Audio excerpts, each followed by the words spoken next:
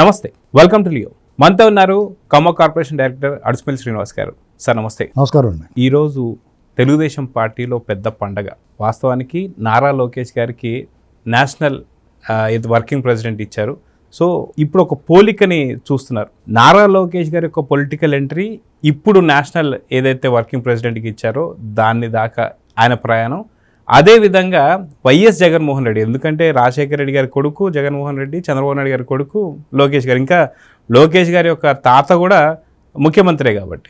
So వీళ్ళిద్దరి మధ్య పోలిక గురించి, వీళ్ళ యొక్క రాజకీయ ప్రస్థానాన్ని గురించి చర్చించుకుంటున్నారు. మీరేం చెప్తారు వీళ్ళిద్దరి గురించి? పోలికే అసంబద్ధం అండి. ఎందుకంటే లోకేష్ గారికి ఉన్న టాస్క్స్ వేరు, జగన్మోహన్ రెడ్డి టాస్క్ వేరు. ఆయన గోల్ రీచ్ అవ్వడానికి అతను ఎదుర్కొన్న టాస్క్స్ కానీ, లోకేష్ గారు తన గోల్ ఏదైతే ఉందో అది చేరుకోవడానికి అతనికి ఉన్న టాస్క్స్ వేరు. ఎందుకంటే జగన్మోహన్ రెడ్డి నాన్న ముఖ్యమంత్రి అయ్యాడు, ఆయన దుర్మరణం పాలయ్యాడు, హఠాత్తుగా ప్రమాదంలో పోయాడు. తర్వాత ఇతను సానుభూతి యాత్ర, ఓదార్పు యాత్ర అంటే మొదలుపెట్టి తర్వాత వాళ్ళ నాన్నగారు ఉన్న సానుభూతితో పార్టీ పెట్టుకుని ప్రజలు కూడా ఆదరించారు. ఆ పార్టీలో బాగానే ఎవరికైనా ఎక్స్పెక్టేషన్ కంటే కూడా ఎక్కువ పర్ఫార్మెన్స్ పార్టీ చూపించింది. కాంగ్రెస్ క్యాడర్ మొత్తం అంతా కూడా ఆంధ్రప్రదేశ్లో మొత్తం ఇతని వైపు షిఫ్ట్ అయిపోయింది. అతను ఒక బలమైన శక్తికి ఎదిగాడు. విభజన అనంతరం జరిగిన ఎన్నికల్లో అతను ప్రభావం చూపాడు కానీ అధికారం తెచ్చుకోలేకపోయాడు. తర్వాత దాన్ని కంటిన్యూ చేస్తా 19 అధికారంలోకి వచ్చాడు. ఆ క్రమంలో అతను చెయ్యని నేరం, ఘోరం, దుర్మార్గం, అరాచకం ప్రతిపక్షం నుండి కూడా విష ప్రచారం ఎన్ని రకాలు చేయొచ్చు అన్ని రకాలు చేశాడు. మొత్తమే ఎలాగైతే అధికారం అనేక మంది సహాయ సహకారాలతోటి కాళ్ళు చేతులు లేనుండి ఎత్తి కూర్చోబెడతారు, కుర్చీలు అలా కూర్చోబెట్టారు. అధికారంలో అనేక మంది సహాయం చేశారు. అందులో ప్రజలు కూడా పార్ట్ అంతే. 19 నుంచి 24 వరకు ఇంకా అతను కొత్త దేవుడండి అన్నట్టుగా వ్యవహరించాడు. అతను వాపుని చూసి బలుపు అనుకున్నాడు. ప్రజలతో, ప్రజల వల్ల, ప్రజల సానుభూతి వల్ల, వాళ్ళ దయాధర్మం వల్ల తనకు ఆ పదవి వస్తే ప్రజలను చాలా నిర్లక్ష్యంగానూ మనుషులుగా కూడా చూడలేదు. తన బానిసలా చూశాడు. వర్గాల మధ్య చిచ్చు పెట్టడం ప్రజలు సహించలేపారు. విశ్వాసఘాతాన్ని ప్రజలు సహించలేరండి. వాళ్ళ సొమ్ము దుబ్బేస్తే కూడా భరిస్తారు, వాళ్ళని పట్టు కొట్టేస్తే కూడా సహిస్తారు, కానీ ఘాతకాన్ని మాత్రం సహించరు. అతనిలో విశ్వాసఘాతకం ఏంటంటే అతను ప్రేమించి నమ్మి వాళ్ళ బాబు మోకం చూసి అతను ఓటేస్తే వాళ్ళందరినీ వేధించి తినడం మొదలెట్టాడు. కావాలి రావాలి అనుకున్న సామాజిక వర్గాలు, దళిత వర్గాలు అన్నిటిని కూడా అతను చాలా దుర్మార్గంగా వ్యవహరించాడు. అతను రైతులు, మహిళా రైతుల పట్ల, భూములు ఇచ్చిన వాళ్ళ పట్ల అతను చేసిన మోసం, వాళ్ళకి ఇచ్చిన మాట తప్పి వాళ్ళని వేధించాడు. అమరావతిని చంపి చూశాడు. అది బ్రీచ్ ఆఫ్ ట్రస్ట్, నమ్మక ద్రోహం చేశాడు. మద్యపాన నిషేధం అని చెప్పేసి ఏకంగా నకిలీ మద్యం ఇచ్చి వాళ్ళ ప్రాణాలు హరించాడు. మట్టి మశానం, దైవదూషణ, దైవాపచారం, దైవద్రోహం ఇలాంటి కోకొల్లలో ఇవన్నీ చేస్తున్నప్పుడు ప్రజాభిప్రాయం ఎలాగుందో తెలుసుకోవడానికి ప్రయత్నం చేయలేదు. స్థానిక సంస్థల ఎన్నికల్లో ఏకపక్షంగా మోనోపోలీగా చేసుకుని దుర్మార్గం, దౌర్జన్యం చేసి ఆ ఎన్నికలు అనేటువంటి ప్రహసనంగా మార్చాడు. దాంతో అక్కడ ఏం జరుగుతుందో కనీసం తెలియలేదు అతనికి. చివరికి వచ్చేటప్పుడు గోతులో పడ్డాడు. ఇప్పటికే పరివర్తన, పశ్చాత్తాపం ఏమీ లేదు, మార్పు లేదు, పిచ్చి కూడా వచ్చింది కొత్తగానే. మావి గారిని ఇలాంటి మాటలు మాట్లాడుతున్నాడు. మామూలుగా అయితే సాధారణంగా ప్రతిపక్షంలో ఉన్నవాడు కానీ ఓడిపోయినాడు మీద ఎంతో కొంత సానుభూతి ఉండదు జనాలుగా. అయ్యమ్మ ఓడిపోవటం కోపం అని జనాల్లో కొంత మార్పు వస్తూ ఉంటుంది. అడిమే కోపం వచ్చి ఓడించినా తర్వాత కొంచెం మార్పు వస్తుంది, కోపం తీరిపోద్ది కదా. వాళ్ళు ఓడించారు కాబట్టి కోపం తీరద్ది. ఇతని మీద కోపం తీరలేదు కదా, సరిగా ఇంకా పెరిగిపోయింది. ఇతను కూడా ఏదో మార్పు లేదు. మీరు ఫస్ట్ టైము ఈ దేశంలో ప్రతిపక్షం మీద వ్యతిరేకతను మన ఆంధ్రప్రదేశ్లో చూస్తున్నారు. మీరు సాధారణంగా పాలకపక్షం మీద వ్యతిరేకత ఉంటుంది, ఒక దాన్నే యాంటీ ఇన్కంబెన్సీ అంటారు. అది ఏమీ లేకపోగా అది ఉండినేమో ఈ ప్రతిపక్షం ఉండడం వల్ల, ఈ ప్రతిపక్షం మీద ఉన్న కోపం వల్ల వీళ్ళ వల్ల ఏదైనా కష్టం జరిగినా, నష్టం జరిగినా కూడా భరించేస్తున్నారు. ఇది జరుగుతున్నది. కాబట్టి అతని రాజకీయ జీవితం ఎండ్ అయిపోయినట్టే. గత ఎన్నికల్లో అతను ఆచూకీ లేకుండా చేశారు, నెక్స్ట్ ఎన్నికల్లో ఆనవాళ్ళు లేకుండా చేస్తారు. అది స్వయంకృతం అతనిది, ప్రజల తప్పు కాదు. ఇక్కడ లోకేష్ గారు వ్యవహారం చూడండి. ఆయన 2009లో ఎంటర్ అయ్యాడు. బ్యాక్ ఎండ్లో పనిచేశాడు. నగదు బదిలీ అంటే డైరెక్ట్గా అకౌంట్కి వేయటం అనేటువంటి ఆ సూచన, ఆ స్కీము అతని బుర్రలోంచి వచ్చిందే. అంటే జగన్ రెడ్డి బటన్ అన్నది అది కూడా చెప్పింది లోకేష్. 2009లోనే ఈ నగదు బదిలీని వెక్కిరించారు వాళ్ళంతా. అప్పుడు 2009 ఎలక్షన్లప్పుడు నగదు బదిలీ 2000 వేసేస్తారంట, ఆల్ ఫ్రీ బాబు ఇలాంటివన్నీ రాజశేఖర రెడ్డి వెక్కిరించాడు. ఇప్పుడు దేశమంతా అదే పని చేస్తున్నారు. మీకు చంద్రబాబు నాయుడు గారైనా సరే చూడండి, అని వాళ్ళు చెప్తాడు, అందరూ వెక్కిరిస్తారు ఆయన్ని, తర్వాత అందరూ అనుసరిస్తారు, విమర్శిస్తారు, అన్ని చేస్తారు, అనుసరిస్తారు. తర్వాత ఏదైనా సరే యండమూరి వీరేంద్రనాథ్ గారు ఒక నవల్లో ఏం రాశాడంటే, మార్పుని మొదట వ్యతిరేకిస్తారు, తర్వాత విమర్శిస్తారు, చివరికి అనుసరిస్తారు. చంద్రబాబు నాయుడు గారు చరిత్ర అలాగే ఉంటుంది. మీరు ఆయన విజన్ 2020 అని ఎక్కిరిచ్చారు, కంప్యూటర్లు కూడి పెడతాయి అన్నారు. ఆ రాళ్ళు రప్పల్లో ఎవడెళ్తాడా నీకు, ఈ ఫ్లైఓవర్లు ఎందుకు, రోడ్లు ఎందుకు వెడల్పు చేయాలి, ఇలాంటి కురచ బుద్ధితోటి, కురచ ఆలోచనలతోటి ఆయన విమర్శించారు.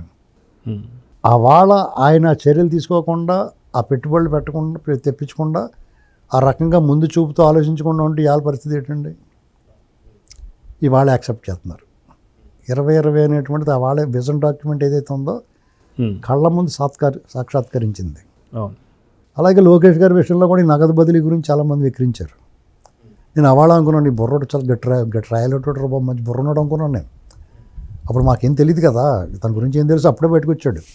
ఫస్ట్ టైం అతను చూసింది ఎప్పుడంటే, బాగా బయట చూసింది చంద్రబాబు నాయుడు గారు ఆమరణ నిరాదీక్ష చేశారు బాబ్లీ ప్రాజెక్టు సంబంధించి. అప్పుడు ఇతను బాబు గారు వేదిక మీద నిరాహార దీక్ష శిబిరంలో కనిపించాడు. లోకేష్ గారు బయటకు కనిపించింది. అతనికి ఉన్న టాస్క్ ఏంటంటే, అతను రాజకీయాల్లోకి వస్తే తెలుగుదేశం పార్టీలో అతను ఎదగాలంటే పెద్ద కొండలాగా ఉంటుంది ఎన్టీ రామారావు గారి ఇమేజ్.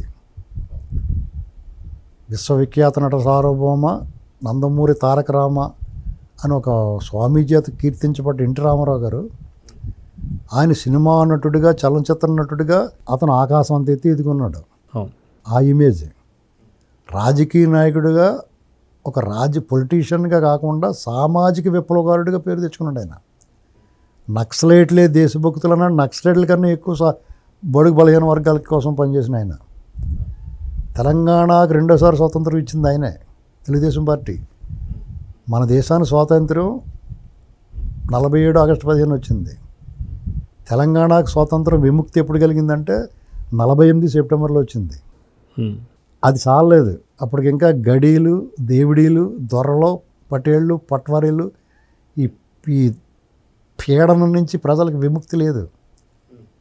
83లో ఎన్టీ రామారావు గారు వచ్చిన తర్వాత పటేల్ పట్వారీ వ్యవస్థను ఒక్క దెబ్బతో టాప్ మన బదలు కొట్టేసాడు. దాన్ని, ఆ గడీలను బదలు కొట్టాడు. రాజకీయాన్ని గడీల నుంచి, దేవుడీల నుంచి వాడలు తీసుకెళ్ళిపోయాడు. బడుగు బలహీన వర్గాలకి రాజ్యాధికారాన్ని పొట్లంగట్టి చేతులు పెట్టేసాడు. అసలు అందుకనే ఇవాళకి తెలంగాణలో తెలుగుదేశం పార్టీని గుండెల్లో పెట్టుకుంటారు. రామారావు గారు పేద ప్రజల గుండెల్లో ఉన్నాడని చెప్పేసి కార్టూనిస్ట్ శ్రీధర్ గారు ఆ కార్టూన్ వేసాడు రామారావు గారు చనిపోయినప్పుడు. ఒక పేదవాడు గుండె చీలిస్తే అందులో ఎన్టీ రామారావు ఉంటాడు. అలాగా ఆయన ఒక రకంగా మహిళలకు ఆస్తి హక్కు కల్పించడం, ఎన్నో సంస్కరణలు, జనతా వస్త్రాలని కానీ, వృద్ధాప్య పెన్షన్ అనేటువంటి మొదలెట్టింది ఆయనే. బియ్యం కావచ్చు, రేషన్ బియ్యం కావచ్చు, ఇలాంటివన్నీ. కాబట్టి ఆయనదొక సంక్షేమ సంస్కరణతో కూడిన సంక్షేమ పాలన అయింది ఎన్టీ రామారావు గారిది. ఆయన పోలుస్తారు తెలుగుదేశంలో ఏమన్నాడు, చంద్రబాబు నాయుడు గారు రామారావు గారితో పోలుస్తారు. చంద్రబాబు నాయుడు గారు వచ్చిన తర్వాత ఏం చేయడు, వీళ్ళందరినీ అధిగమించాలంటే ఆయన ఆలోచించుకున్నాడు. తను స్ఫురద్రూపి కాదు, అనర్గళంగా మాట్లాడలేడు. దీన్ని ఏం చేయాలి, రాజకీయాల్లో ఉండాలంటే ఈ లక్షణాలు ఉండాలి. బాగా మాట్లాడగలగాలి, ఆకర్షణీయమైన రూపం ఉండాలి, ప్రజలు ఆకట్టుకోవాలి, క్రౌడ్ పుల్లర్ అయి ఉండాలి, జనాకర్షణ ఉండాలి. ఈ లక్షణాలు ఏమీ లేవు ఆయనకి. లేనప్పుడు ఏం చేయాలి, ఏదన్నా వ్యవసాయం చేద్దామంటే ఆల్రెడీ ఒక్కొక్కడు ఒక పాలసీ తీసుకుంటున్నాడు. ఇరిగేషన్ ప్రాజెక్టులా అంటే అది ఇప్పుడు పూర్తి అయ్యి పని కాదు. ఏదైనా శంకుస్థాపన వేసినా కానీ సుదీర్ఘకాలం పడుతుంది వాటికి. ఏం చేసినా ఏమవుద్ది ఎలాగని ఆలోచించుకుంటే ఆయన ఎక్కువ పని చేస్తే బాగుంటుంది అనుకున్నాడు. ఆయన పని ఎక్కువ చేసేట్టు మొదలెట్టాడు. ఆయన తనకున్న ఇప్పుడు సాధారణంగా యువకులకు ఉండే కొన్ని అవలక్షణాలు దురలవాట్లు ఏమన్నా కానివ్వండి, అన్నిటిని త్యజించాడు. ఆయన ఒక ఋషిలా మారిపోవడం మొదలెట్టాడు. ఆయన రాగద్వేషాలకు అతీతంగా మారిపోయాడు. భూషణ తిరస్కారాలకు అతీతంగా మారిపోయాడు. అంటే నువ్వు ఎవడు తిట్టుకుంటే తిట్టుకే అని పాపం నువ్వే పోతావు అన్నట్టుగా ఉన్నాడు. ఇటీవల కాలంలో ఒక వార్త హల్చల్ చేస్తుంది. తన ప్రత్యర్థిగా ఉన్న రాజశేఖర రెడ్డి ఇంట్లో జరిగిన విషయం, ఈయన మనం వ్యక్తిగతంగా కుటుంబాల జోలికి వెళ్ళకూడదు అనేటువంటిది ఈయనే కాపాడాడు అనేటువంటి వార్త నడుస్తుంది. అవన్నీ నిజాలండి. ఈయన రాష్ట్రంలో పెట్టుబడులు తీసుకురావాలి, అప్పుడే ఆర్థిక సంస్కరణలో దేశంలో గ్లోబలైజేషన్ వచ్చింది. దేశంలో ఆర్థిక సంస్కరణ పివి నరసింహరావు గారు ప్రవేశపెట్టిన ఆర్థిక సంస్కరణలో ఈయన అందిపుచ్చుకున్నాడు.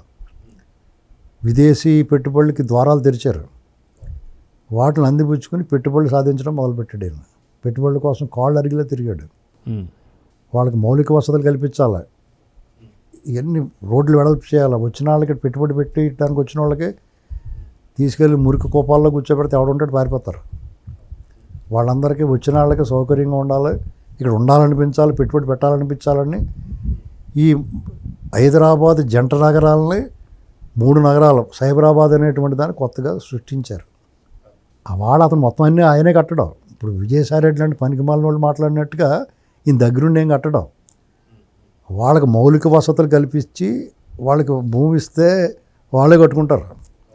వీళ్ళకి బుర్రలేదు, ఊరికి డబ్బులు దొబ్బేమంటే దొబ్బేస్తారు, కానీ అకౌంట్లో తారుమారు చేసి ఇలాంటి ఆలోచన ఉండదు వాళ్ళకి.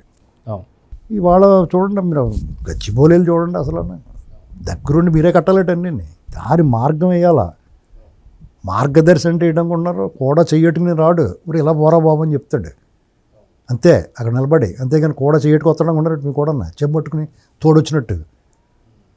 అంటే చంద్రబాబు నాయుడు గారు అలాగే ఒక విజనరీ, అభివృద్ధి కాముకుడు, సాత్వికుడు, భూషణ తిరస్కారాలు అతీతంగా ఉంటాడో, రాగద్వేషాలకు అతీతంగా ఉంటాడో, క్రమశిక్షణతో ఉంటాడో, ఇలాగా పార్టీని పటిష్టంగా క్యాడర్ని బిల్డప్ చేసుకున్నాడో, పార్టీని నడిపిస్తాడో, దేశ రాజకీయాల్లో ఒక వెలిగేసాడు ఆయన.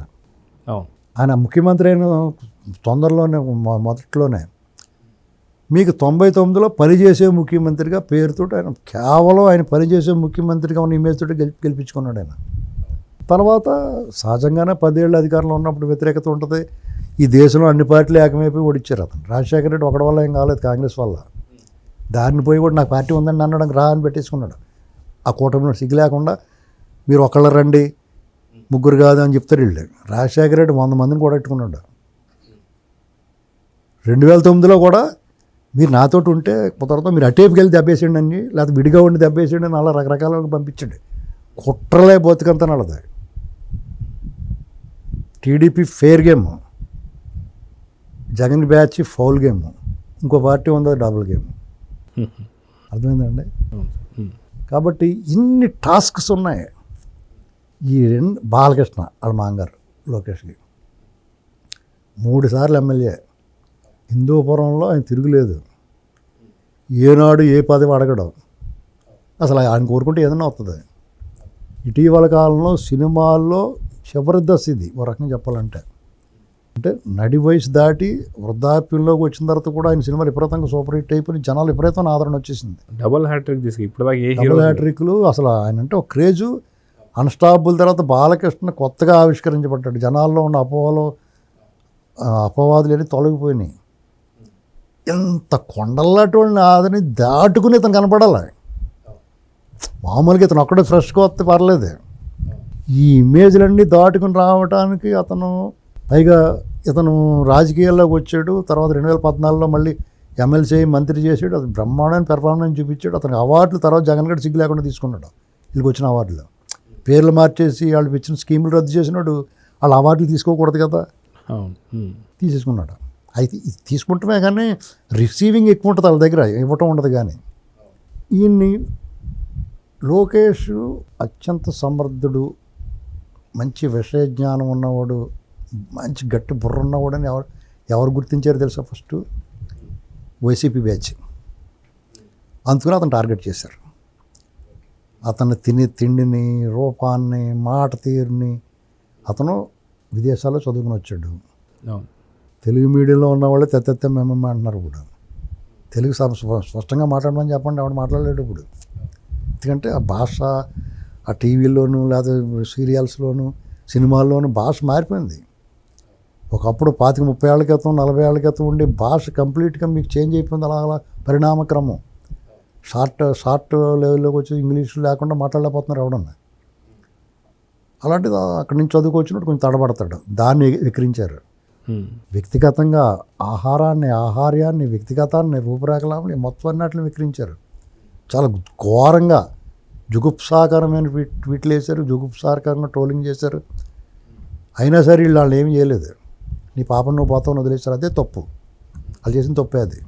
అప్పుడు ఆ ప్రభుత్వం 14 నుంచి 19 వరకు ఇంకా ఓడిపోయారు. మంగళగిరి ఎంచుకున్నాడు ఆయన. ఎవడైనా సరే రాజకీయ క్షేత్రంలో అదొక రణక్షేత్రం. తన బలగాన్ని చూసుకుని దిగుతారు. రాజకీయాల్లో ఎన్నికల్లో పోటీ అంటే బలం ఏంటంటే తన కుల బలాన్ని గట్రా చూసుకుంటారు సాధారణంగానే. కొత్తగా ప్రముఖులు వాళ్ళు ఎక్కడ కావాలంటే అక్కడ వస్తుంది కదా సీటు.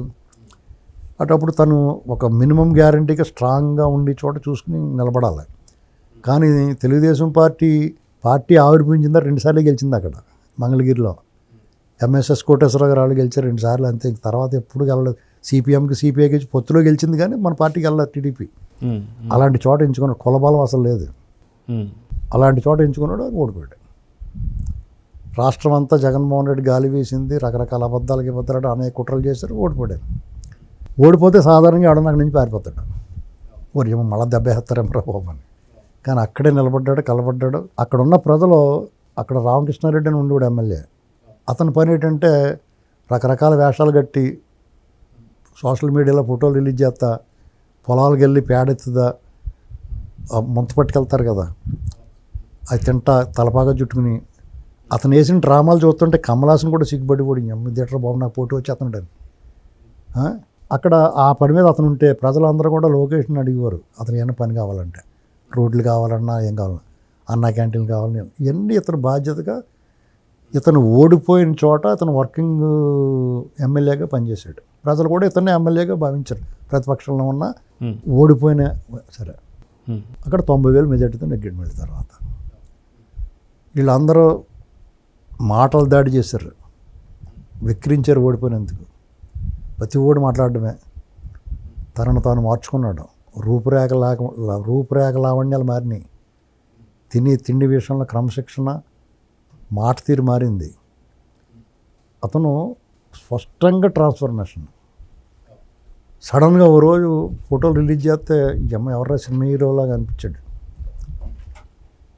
ఎక్కడా తడబాటు లేకుండా ఎలాంటి ప్రెస్ మీట్నైనా విలేకరులను ఎదుర్కోవడం అంటే సామాన్యమైన విషయం కాదండి. కాలుకెత్తే వేలికెత్తే కాలుకేసి అడుగుతారు ప్రశ్నలు. వాళ్ళని అడిగి మరీ నువ్వు రా సాక్షిని. జగన్మోహన్ రెడ్డి ఏబిఎన్ టీవీ5 ఇలాంటి వస్తే పారిపోతాడు. కానీ ఈయన సాక్షిని పిలిచి మాట్లాడి రమ్మని అడుగు. ఎప్పుడైనా సరే సాక్షిని వెతుక్కుంటాడు, రా మాట్లాడాలంటాడు. అది చాలా మార్పు కదండి. అతను చాలా రాడుతాడు. కార్యకర్త అనేటువంటి వాడు ఎక్కడే కష్టం వచ్చినా అందరికన్నా ముందు ఇతను స్పందించేవాడు. రాష్ట్రం మొత్తం మీద ఒక రకంగా కార్యకర్తల్లో నమ్మకం కలిగించాడు. ఎలాంటి నమ్మకం కలిగించాడంటే జగన్మోహన్ రెడ్డి దొరివేసేసి వాళ్ళందరినీ ఇబ్బంది పెట్టేసి అరాచకం చేస్తుంటే వాళ్ళందరూ రేయింబవాళ్ళు వీళ్ళు వాళ్ళ కోసం కాపలా కట్టడం సరిపోయిందండి. లీగల్ హెల్ప్ కానీ, ఎవరికైనా కష్టం వస్తే ఆదుకోవడం కానీ, ఏమొచ్చినా సరే. తర్వాత ఇంక ప్రజలను తెలుసుకోవాలనుకుని బయలుదేరాడు పాదయాత్ర ద్వారా. ప్రజలు ఇతను తెలుసుకున్నారు. ఇది ఎట్రా వీళ్ళందరూ ఎలాగని వారు పాపం ఇతను భలే ఉన్నాడు కదా, కుర్రోడు చక్కగా మాట్లాడుతున్నాడు, చక్కగా రిసీవ్ చేసుకుంటున్నాడు. జనం కూడా అతనికి అట్రాక్ట్ అయ్యారు. యూత్ బాగా అట్రాక్ట్ అయ్యారు అతనికి. ఇవాళ అతను పాదయాత్ర ముగిసేటప్పటికి అతను ఎస్టాబ్లిష్ అయిపోయాడు. అతను చూసి పెదవి విరిచిన వాళ్ళు, వెక్కిరించిన వాళ్ళు అందరూ కూడా ముక్కు మీద తెలిసి బాబు చెప్పాడు. అతను నేను చెప్పాను అప్పుడే, వీళ్ళ ఇంటి ముందు తొక్కిసలాట వద్దు అందరూ వచ్చేస్తారని చెప్పాను నేను. అప్పుడు తెలుగుదేశం పార్టీని చాలా చులకనగా మాట్లాడుతున్నారు అందరూ 2022 ఆ ప్రాంతంలో. అప్పుడే చెప్పాను, టీడీపీ ఆఫీస్ ముందు కానీ, చంద్రబాబు గారి నివాసం ముందు కానీ తొక్కిసలాట అయిపోద్ది.